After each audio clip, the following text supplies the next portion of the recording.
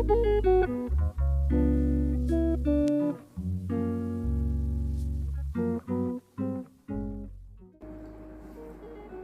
दोस्तों, मैं अनक शर्मा और आज आप सभी के लिए मैं अपने कहानी संग्रह आवाज़ें कांपती रही में से एक छोटी कहानी खारे पानी के पुल का पाठ करने जा रहा हूं और मुझे उम्मीद है कि आप लोगों को कहानी पाठ पसंद आएगा। आइए शुरू करते हैं। कहानी पाठ खारे पानी का पुल। यह रात आज कुछ ज़्यादा गर्म है। यह हवा चूल्हे के एकदम पास बैठी है, इसलिए उसे गर्मी कुछ ज़्यादा लग रही है। वह समझ नहीं पाई। चूल्हा हालांकि बुझ चुका था और कंडों की आंच अब गर्म राख में बदल चुकी थी। उसने चूल्हे पर से हंडिया उतारकर बेले में दूध उल्टा और पैरों के पास रखे आलू राख में दबा दिए। सोचे सुबह तक भुन जाएंगे तो पराठों के काम आ जाएंगे। कल फिर कॉलेज जाकर मंजू मैडम से सर खपाना है। सेशन बंद होने को है और जिन बच्चों की अटेंडेंस कम है उनके लिए मंजू मैडम ने साफ बोल दिया है कि 10 रुपये के नोटरी एफिडेविट जमा किए बिना इम्तिहान में नहीं बैठ पाएंगे, जबकि यूनिवर्सिटी से ऐसा कोई नियम नहीं है। अब जब कुछ गार्जियन साफ साफ मना कर गए हैं तो वह उस पर बिफर गई। क्या मुनेश, तुम मेंटर हो और तुम्हारी क्लास से इतने कम एफिडेविट आए हैं? एफिडेविट न हुए गोल्ड बॉन्ड हो गए, जिनके लिए इतनी हाय तौबा है, उसने सोचा। उसने डरते डरते फिर भी मंजू मैडम से अपनी छुट्टी के लिए पूछ ही लिया, जिसके लिए वह उनके ऑफिस गई थी। मैडम, जून में शादी की डेट निकल रही है तो छुट्टियां अप्लाई करनी थी। जून में तो प्रैक्टिकल होंगे, डेट्स आने वाली होगी आजकल में, इसीलिए आपसे अप्रूवल मांग रही हूँ, उसने कहा। कुछ सोचते हुए उन्होंने कहा, जून में तो वैसे भी मैनेजमेंट तुम्हें लॉन्ग लीव्स पर भेजने की सोच रहा है। उसी ड्यूरेशन में निपटा लेना शादी। मैंने तुम्हारे डायरेक्टर को बता तो दिया था कि तुम्हें इन्फॉर्म कर दें। बताया नहीं क्या तुमको अभी तक? अगस्त में ज़रूरत होगी तो इन्फॉर्म करके बुला लेंगे तुम्हें। वैसे भी इस सेशन तुम्हारे डिपार्टमेंट में 3 ही सेमेस्टर तो रहेंगे। जी। इसके अलावा उसके गले से कोई आवाज़ नहीं निकली।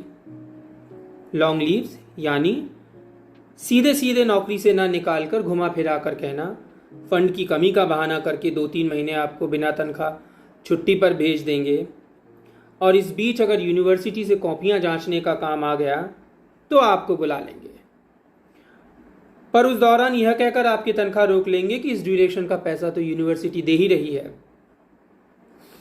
इवैल्यूएशन करने का 3-3 महीने कौन वापसी के आसरे बैठता है। स्मार्ट लोग नई नौकरी की जुगाड़ बैठा ही लेते हैं। उसे भी कल किसी ना किसी को बोलना पड़ेगा कि कहीं कोई वैकेंसी हो नज़र में तो बताए। बेले में रखे रखे दूध बिल्कुल ठंडा हो गया था। उसने नज़दीक रखे फ़ोन को देखा। 11 बजने को आए, प्रदीप का फ़ोन नहीं आया अब तक। उसने दूध वापस बरोसी में पलटा और बरोसी आलूओं के ऊपर रख दी। वह उठी, बाहर निकल आई, राख को चिमटे से दोबारा चूल्हे में सरकाया और अपने कमरे की तरफ चल दी। प्रदीप के बाबूजी ने उसे नौकरी में होने के कारण ही चुना था। इंजीनियर लड़के के लिए किसी ऐसी ही लड़की की तलाश थी उन्हें, पर कल को यह नौकरी न रही तो। थकान उसके पोरों से उतरकर आंखों में भरने लगी थी। कल उसे मंजू मैडम को एफिडेविट की फाइनल रिपोर्ट देनी है। अब तक 43 में से वह 17 ही इकट्ठे कर पाई थी। उस पर अभी उसे संपर्क के लिए भेजने की बात हो रही है।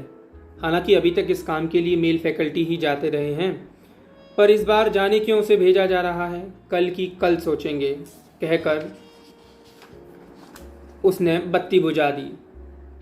अगली सुबह जब वह कॉलेज पहुंची तो सामने दीवार पर एक आदमकद शीशा देखकर ठिठक गई। यह क्या नया तमाशा है? यह शीशा क्यों लगा हुआ है अब? मुनेश ने आरती से पूछा। तमाशा नहीं मैडम, यह पर्सनालिटी डेवलपमेंट की क्लासेस के लिए है। अब बच्चे पहले शीशे में शक्ल देखेंगे, फिर ऊपर जाएंगे क्लास के लिए, आरती ने कहा। इंजीनियरिंग से कोई आएगा क्या क्लासेस लेने? मुनेश ने पूछा। अजी, उनकी अपनी पतलून टाइट है, वो कहाँ आएंगे यहाँ? तुम्हारी प्यारी मंजू मैडम ने कहा है कि डिपार्टमेंट में से ही कोई लेगा। टाइम टेबल में एक लेक्चर और बढ़ाना होगा, आरती बोली। इस डिपार्टमेंट में कहाँ है टीचर? एक इंग्लिश वाला तो फुल टाइम दिया नहीं जा रहा उन लोगों से। पीडी क्लासेस तो इंग्लिश डिपार्टमेंट वाले कंडक्ट करते हैं ना। अब यहाँ अपने डिपार्टमेंट में कौन है जो यह सब चोंचलेबाजी करे?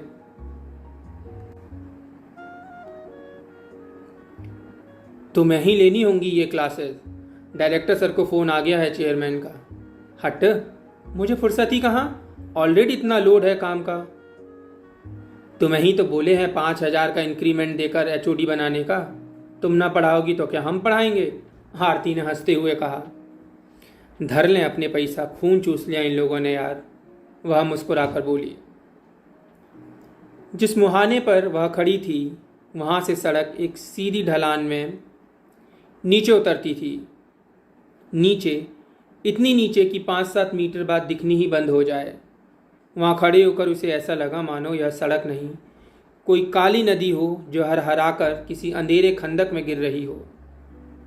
चिलचिलाती धूप में इस मई के गर्म लू के थपेड़े खाते महीने में उसे अगले सेशन के लिए पास के शहरों में संपर्क के लिए भेजा था। संपर्क यानी अपने कॉलेज के एडमिशन फॉर्म्स के साथ कुछ झूठी तारीफ़ें और स्कॉलरशिप के खोखले वादों को शहर दर शहर किताबों की दुकान पर छोड़ना। इन फॉर्म्स को रखने के लिए उसे दुकानदारों को झूठा लालच देना था। मसलन अगर वो एक एडमिशन देते हैं तो 3,000 और 2 लाने पर 7,000 का कमीशन मिलेगा, और भी कुछ इसी तरीके के वादे जो कभी पूरे नहीं होंगे। बैग टांगे टांगे उसके कंधे दुखने लगे तो उसने बैग उतार पैरों के पास रखा, मानो कंधा पर से किसी भारी मशीन के उतरने सी राहत पाई। यूपी रोडवेज की बसें एक तो वैसे ही इतनी खटारा होती हैं कि उनमें बैठकर समय से निकलो तो भी वक्त पर पहुंचने की कोई गारंटी नहीं, और यहाँ तक वह घंटे भर से खड़ी है। एक बस भी नहीं गुजरी अभी तक। घर पहुंचकर सोऊंगी, उसने सोचा। अगले दिन जब वह कॉलेज पहुंची तो उसकी मेज पर मेमो रखा हुआ था। जाने से पहले जल्दबाजी में वो रोजाना की अटेंडेंस की एग्जीक्यूटिव रिपोर्ट भेजना भूल गई थी। रिपोर्ट भी क्या, खाली कागज काले करने का ड्रामा है। हर दूसरे महीने तो मैनेजमेंट नई नई टीम्स लाता है जिनका काम यह पता करना होता है कि एजुकेशन का लेवल हर सेमेस्टर कैसे घट जाता है। ये सारे ध्येय बस यही होता है कि टीचर्स पढ़ाई छोड़ बाकी दोयम दर्जे के कामों में व्यस्त रहें। मसलन मेन गेट पे खड़े होकर देखना कि कौन स्टूडेंट टाई पहनकर आया है या नहीं, डेली अटेंडेंस रिपोर्ट बनकर पहुंची या नहीं, रिपोर्ट में खाली परसेंटेज ना लिखी गई हो, ग्राफ भी दिखाया गया हो। सारे दिन की माथापच्ची उठापटक के बाद वो घर जाने को निकल ही रही थी कि मेन बिल्डिंग का चपरासी सामने खड़ा था। मुनीश मैडम, आपको चेयरमैन साहब बुला रहे हैं। क्या जयवीर भैया, अब इस वक्त 5:15 तो बज गए। मुझे बहुत ज़रूरी काम से जाना है, कहीं जाकर कह दो डिपार्टमेंट में नहीं थी, घर चली गई। मंजू मैडम भी वहीं हैं, आपके डायरेक्टर को फ़ोन करके पूछ चुकी हैं। ठीक है, चलो आते हैं, उसने लंबी सांस छोड़ते हुए कहा। जब वह चेयरमैन ऑफिस में पहुंची तो मंजू मैडम सामने ही बैठी हुई थी। आओ मुनेश, कैसा रहा तुम्हारा संपर्क ट्रिप? कहाँ कहाँ फॉर्म्स छोड़े? उन्होंने पूछा। जी ठीक रहा मैम, आगरा, एटा, फिरोज़ाबाद, मैनपुरी और इटावा कवर कर आए हैं। कई जगह से तो काफ़ी पॉजिटिव रेस्पॉन्स लग रहा है शॉपकीपर्स का। क्लासेस कैसी रहीं? जी ठीक थी मैम, पूरा स्टाफ प्रेजेंट था। अब तक चुपचाप बैठे चेयरमैन एकदम ही बोल पड़े। आपकी शिकायत आई है अकाउंट से। मेरी? सर, उसने ऐसे पूछा जैसे उसकी गर्दन पर किसी ने चाकू रख दिया हो। हाँ आपकी। आपने अकाउंट से स्टूडेंट टूर के लिए 30,000 रिसीव किए थे, उसका बिल सबमिट नहीं किया अब तक, जबकि आपको उन लोगों ने कई बार इंटीमेट भी किया था। सर, मुझे तो उस टूर पर जाने से मना कर दिया था। मंजू मैडम ने ही कहा था कि आप नहीं चाहते कि मैं जाऊं। मुझे तो कहा गया था कि एग्ज़ाम्स का बहुत काम रहेगा, इसलिए आप चाहते हैं कि मैं उस पेंडिंग काम को सॉर्ट आउट करूं। इसलिए मैम के कहने पर मैंने स्टूडेंट्स की टिकट की बुकिंग और अपने रिजर्वेशन के कैंसिलेशन के बाद कि बचे सारे पैसे और हिसाब डायरेक्टर सर को थमा दिए थे। सारा बिल और बाकी चीज़ें उन्हीं के पास होंगी सर। वो सब मुझे नहीं मालूम। नेक्स्ट वीक से आपकी लॉन्ग लीव्स प्रपोज्ड हैं, उससे पहले हिसाब क्लियर कर लीजिए, वरना आपकी सैलरी होल्ड कर दी जाएगी। एक बार को उसके मन में आया कि कुछ कह ही दे, पर उसने चुप रहना ही बेहतर समझा। इस नौकरी ने उसे इतना तो समझा दिया था कि प्राइवेट कॉलेज के टीचर्स को जब्त करने की ताकत कुछ ज़्यादा ही रखनी पड़ती है। पर इन दिनों उसे यह ताकत बार बार घटती नजर आती है। तुच्छी सी तनख्वाह के लिए इतना ह्यूमिलिएशन कब तक झेल पाएगी वो? इन दिनों यही सब सोचा करती है। सबकी सैलरी आ गई, एक उसी की अभी तक ट्रांसफ़र नहीं हुई। सुबह से 2 बार अकाउंट्स का चक्कर भी लगाया आई वो, पर वो अकाउंट्स वाला सक्सेना अपनी सीट पर ही नहीं था। सारा दिन कैंपस में हांटता रहता है, कभी अपनी सीट पर नहीं बैठता। अभी भी जाने क्या हाँ होगा, उसने बड़बड़ाते हुए आरती से कहा। शाम को तीसरी बार जाने पर सक्सेना मिला। सर, मेरी सैलरी नहीं पहुंची। बाकी सबकी तो आ गई, मैं पहले भी आई थी, तब आप थे नहीं। वह बोली। आपकी सैलरी तो होल्ड करा दी है। किस लिए? वो आप मंजू मैम से पूछिए। हमें तो फ़ोन आया था कि चेयरमैन साहब कह रहे हैं कि आपकी सैलरी होल्ड रहेगी। मैम, मेरी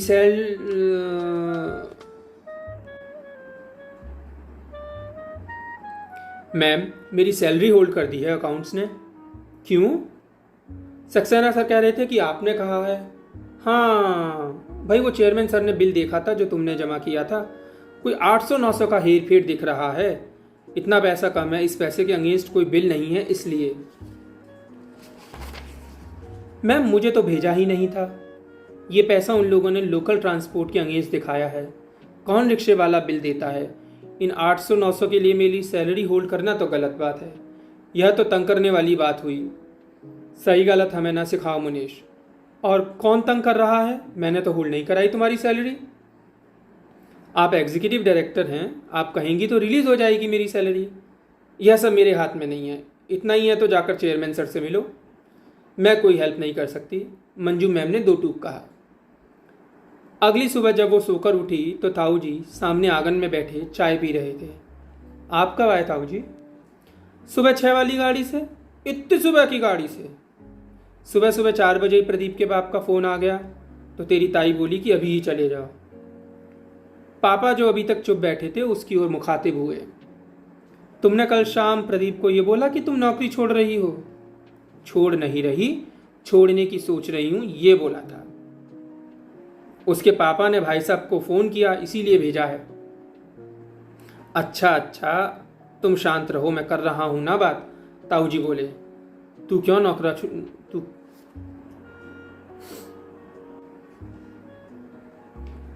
नौकरी छोड़ना चाह रही है? कितनी मुश्किल से मिलती है आजकल नौकरी बेटा। जरा ऊंच नीच में कौन छोड़ता है? कौन सी सरकारी नौकरी है ताऊ जी? बड़ी घुटन होती है मुझे वहाँ, बड़ा ह्यूमिलिएशन फील होता है। मेरी पिछले महीने की सैलरी भी रोक दी है। क्यों? क्योंकि मैं एक टूर के बिल में कुछ रुपयों के रिक्शे के बिल नहीं सबमिट कर पाई थी, और टूर भी ऐसा जिस पर मुझे भेजा नहीं गया था। चल, मैं चलूँ कल तेरे साथ, सबको देखूँ? ताऊ जी एकदम ही जोश में आ गए। उससे कुछ नहीं होगा, कुछ तो साहिब बावरे और कुछ पीली भांग वाला हिसाब है इनका। पूरे कुएं में ही भांग पड़ गई है ताऊ जी। जो भी पी रहा है ये पानी बौरा रहा है। यूनिवर्सिटीज़ से लेकर कॉलेज तक सभी इस पानी का सेवन कर रहे हैं। यूनिवर्सिटी कहती है कि 75% अटेंडेंस होनी चाहिए। कॉलेजेस लेट आने पर बच्चों को भगा देते हैं, गेट्स बंद कर देते हैं। जिसका पहला लेक्चर छूटा उसे बाकी के लेक्चर्स छोड़ने के लिए बाध्य कर दिया जाता है। उसके बाद शुरू होता है अटेंडेंस, एडमिट कार्ड का खेल, जिसके लिए 10-10 रुपये के नोटरी के एफिडेविट मांगे जाते हैं। यह जानकर भी कि यह नोटरी किया कागज़ विधि सम्मत हो जाता है, सरकारी कागज़ बन जाता है, पर इन कॉलेजेस में ये चाट खाने के लिए मंगाए जाते हैं। कोई पूछ सकता है मैनेजमेंट से कि किस आधार पर एक लीगल डॉक्यूमेंट मंगाया जा रहा है और उसका फॉलोअप क्या है। स्टाफ के नाम टीचर्स की आधी चौथाई संख्या रखी जाएगी, फिर उसे भी पढ़ाई से इतर क्लरिकल कामों में उलझा देंगे। पढ़ाने का काम भी वह देंगे आपको जिसमें आप एक्सपर्ट ना हो, आपका कोई एक्सपर्टाइज ना हो। आपका सब्जेक्ट छोड़कर 72 और सब्जेक्ट पकड़ा देंगे। कोई ट्रेनिंग नहीं देंगे आपको और फिर इसको बेस बनाकर आपको जज करते हैं।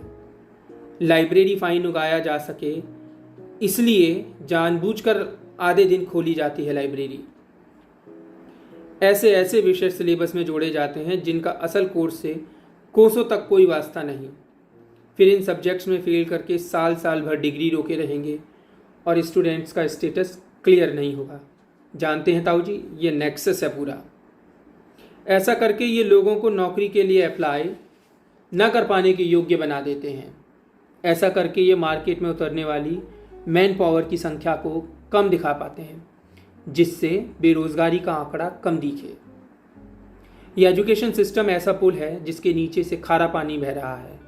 इस सिस्टम के खंभों में नमक भर चुका है। ये कभी भी भर भरा के गिर जाएंगे। ये कॉलेजेस पीढ़ियों की पीढ़ी एक धक्के से गरकाब कर देंगे। ये सब खारे पानी के पुल हैं। वो एक सांस में यह सब कह गई। इतना पढ़ा दिया है इसे जाई से, इतना बढ़ चढ़ के तुम बोल रही हो। अम्मा बोली। सही तो किया पढ़ाकर मुनेश की माँ। पढ़ाई दिमाग खोलती है, ना कि कुंद करती है।